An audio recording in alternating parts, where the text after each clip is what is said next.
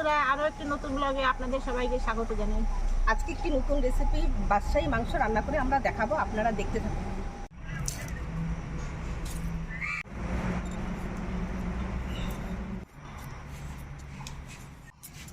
খাসির মাংসের আলু তো সেজন্য একটু বড় বড় দেবো।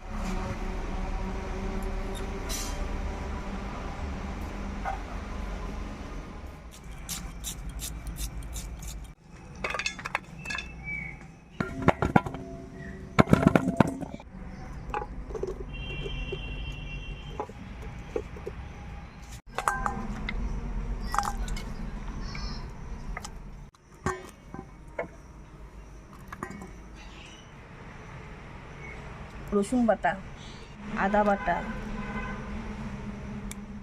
পেঁয়াজ কুচি,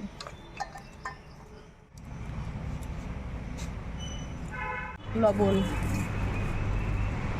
লঙ্কা বাটা, তেল, টক দই ভালো করে মেখে দিব।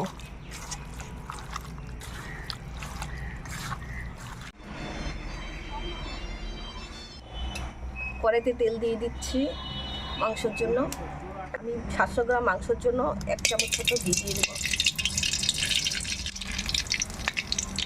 মশলা, ফোড়নের গন্ধ বেরিয়ে গেছে, মেখে রাখা মাংসটা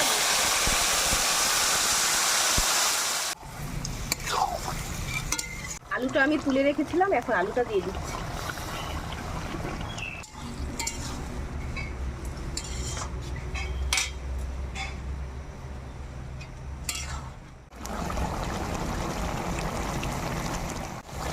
অল্প চিনি দিয়ে দিচ্ছি।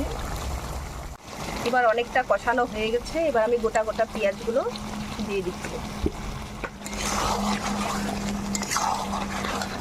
এবার আমার মাংস কষানো হয়ে গেছে, এবার পরিমাণ মতো জল দিয়ে ভালো করে ফুটিয়ে নিই।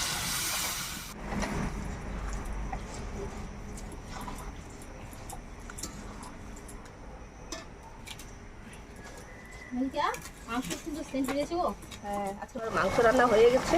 এখন আমি কেশর ভিজানো দুধটা দিয়ে দিচ্ছি,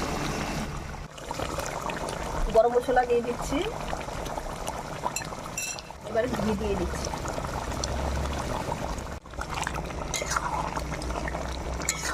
হয়ে গেছে, এখন আমি নামিয়ে নিচ্ছি। আমরা বাদশাহী মটন তৈরি করে দেখালাম, আপনারা তৈরি করে খেয়ে দেখবেন, ভালো লাগবে। আপনারা ভালো থাকবেন, সুস্থ থাকবেন।